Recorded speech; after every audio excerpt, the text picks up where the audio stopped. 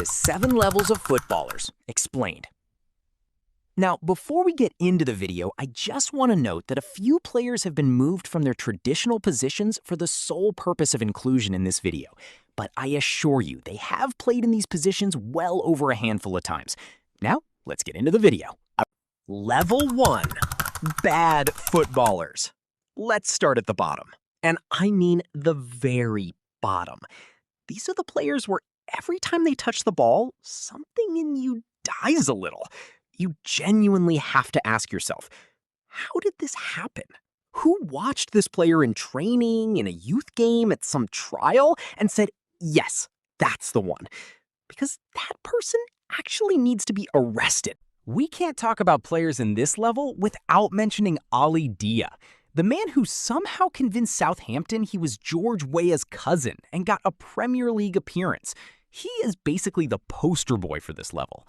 Then there's Obertan, who had that rare ability to beat a man brilliantly and immediately ruin all the progress with the final pass, shot, or decision. Titus Bramble turned every aerial duel and every clearance into a lottery. Phil Jones, a Manchester United center back who spent a decade at the club and still became better known for his facial expressions than his defending.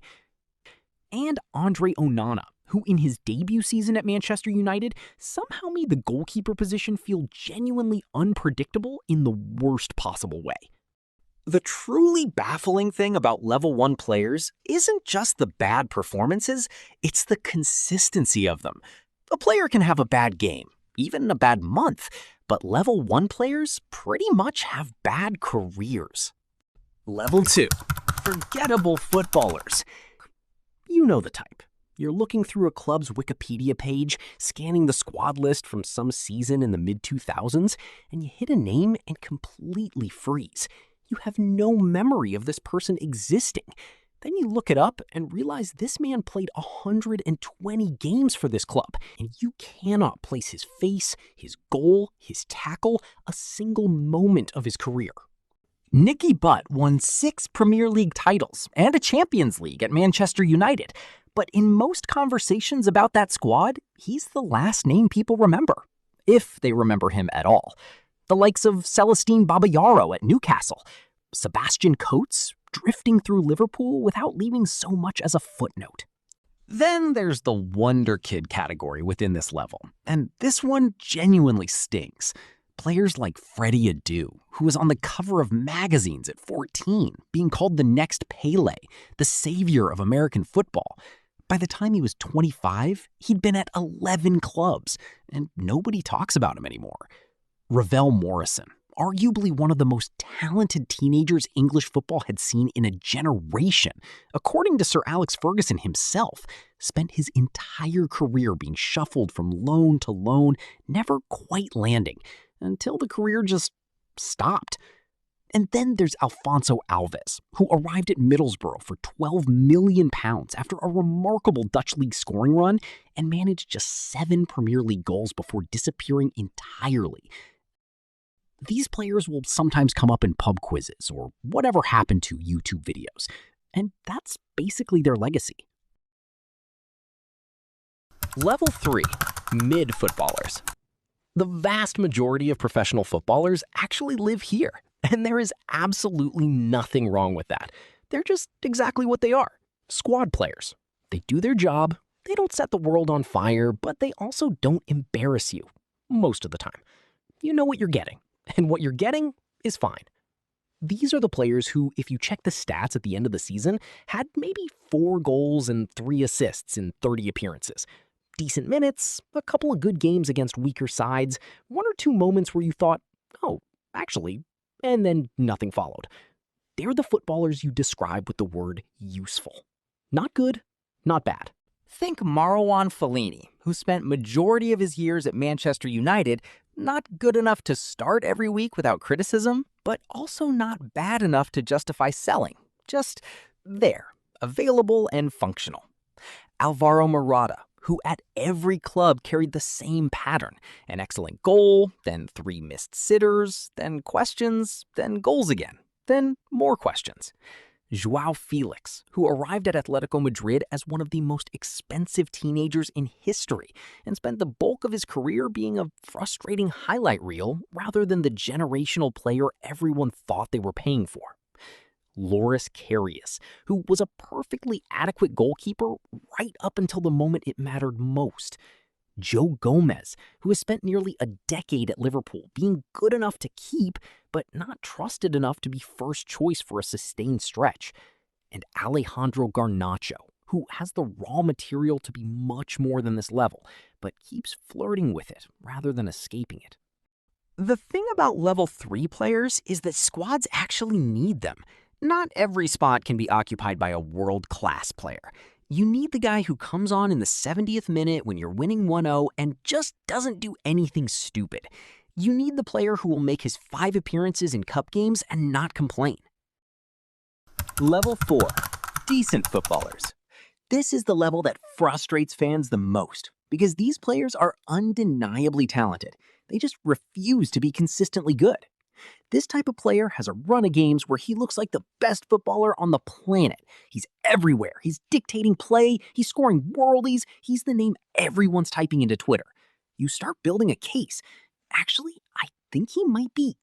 And then, as if someone flipped a switch, he just stops. The next 6 games, he's invisible. Or worse, he makes the kind of errors that make you question whether you hallucinated the previous month. Hakim Ziyech, when he was at Ajax, is a textbook example. There were legitimate top-level discussions about him. He moved to Chelsea and you'd see flashes, a curling ball, a brilliant assist, a goal that reminded you why the hype existed, but it never compacted into the sustained dominance everyone wanted. Dayot Upamecano at Bayern Munich, the kind of center back who looks unplayable for 40 minutes and then switches off at exactly the wrong moment. Jordan Pickford, England's #1, capable of extraordinary saves and inexplicable errors, sometimes in the same half. And Trent Alexander-Arnold, whose attacking output is genuinely special, but whose defensive lapses have been a debate that's never fully closed. The breakout wonder kids who stall also live here. Players who were elite at 19, 20, then hit a wall at 23 and never quite pushed through. Marcus Rashford is perhaps the most visible current example. A player who had few years of looking like the future of Manchester United now plays as a backup forward option at Barcelona. Still a great player to have, but nowhere near the level he once operated at. Eduardo Camavinga arrived at Real Madrid with enormous promise, and while he's been part of winning teams, he has yet to impose himself on games the way his talent suggests he should. João Pedro is a player who is capable of moments that make you stop scrolling, but not yet capable of making you plan your weekend around watching him. Level 4 players are maddening because the potential is never in question. The talent is real. It's everything around it, the consistency, the mentality, the fitness that lets them down. And on their best days, they make you forget all of that completely. Level 5, world-class footballers. Level 5 is where the discussion gets genuinely exciting because these are players who change games, not just occasionally, routinely. You watch them and understand why football is watched by billions of people. They make the difficult look straightforward.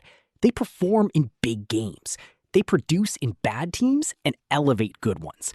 They're the reason people wake up early to watch matches in different time zones. Karim Benzema is a good example of this level. An elite striker, Champions League winner, relentless player. Virgil van Dijk, when he arrived at Liverpool, reset what people thought a center back could do for a team. Luka Modric, World Cup Golden Ball, Ballon d'Or, multiple Champions Leagues, years of controlling midfields that had no right to be controlled. Erling Haaland, need I say anything? An unstoppable machine. Kevin De Bruyne, who at his peak was operating at a level of passing and creativity that made you forget there were 10 other players on his team. Lamine Yamal, who at 18 is already doing things on a football pitch that players twice his age will never manage. Thibaut Courtois, the kind of goalkeeper who changes a team's ceiling simply by existing between the posts. His 2022 Champions League final performance alone makes the argument for him. Players like Samuel Eto'o across his prime years at Barcelona and Inter, Xabi Alonso as one of the most composed midfielders to ever play the game, players who you could build a team identity around, who made people who never played football think they understood the sport just by watching them. At this level, Ballon d'Or conversations are real. They may not win it, but they're definitely in the room. Top 5, top 10 in their position globally, year after year. That's not luck. That's a standard of excellence that very few humans on Earth can claim in any profession. And for the players in this level that are still active, there's every chance they go even higher. Level 6. Legendary footballers. This is where legacy becomes the word. These players are no longer just good or great footballers, they're reference points.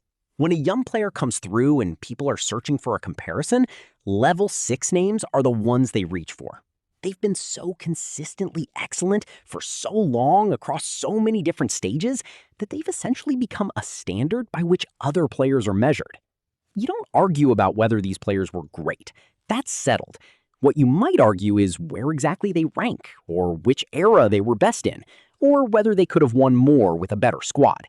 But the greatness itself is not up for debate. Thierry Henry in his full prime, Neymar and Ronaldinho, who for years across different eras were doing things with a football that made people wonder if the laws of physics applied to them. Iniesta, who made every single decision look obvious, the 2010 World Cup final goal being only the most famous footnote in a career full of them. Marcelo, the Brazil and Real Madrid left back who redefined what an attacking fullback could be, decade after decade at the highest level. These players influenced generations, not just with what they won, but with how they played. Coaches still reference them in tactical discussions. Kids who weren't born when these players retired are watching their highlights on YouTube and trying to replicate their movements. Trophies are plentiful at this level. So are records. So are unforgettable moments that people who were in the stadium still tell their children about. These players left marks on the sport that will never fully fade. Level 7. The GOATs. And here we are, the very top of the mountain, the tier for only a select few. These aren't just great footballers or even legendary ones. These are once-in-a-generation players. Nowadays, that phrase gets thrown around casually, but let's be clear about what it means. There are basically only one of these in every generation of football, maybe two. The player has no weaknesses. The big games don't affect them. If anything, they perform better in them. The entire discussion of who is the best ever, which takes place on every continent, in every language, in every argument, in every barbershop and group chat, center around these players. Pele, 3 World Cups, over 1,000 career goals, depending on how you count them. The man the entire sport agreed was the greatest for decades, and in many corners of the world, still is. Diego Maradona, a man who carried an entire country to a World Cup essentially on his own, who played in an era of brutal defending and still made it look effortless, who gave us the goal of the century and somehow topped it with his personality. These two alone defined what level 7 meant for generations. But level 7 is not just about goal scorers. Lev Yashin, the only goalkeeper to ever win the Ballon d'Or. Paolo Maldini, who played top-level football until he was 40, and whose entire career feels like an argument against the idea that defending is a lesser skill. 8 Serie A titles, 5 European Cups, 25 years at a single club. Roberto Carlos, who hit a free kick against France in 1997 that physicists reportedly wrote papers about, and who spent the best years of his career making the left-back position feel like the most exciting position on a football pitch.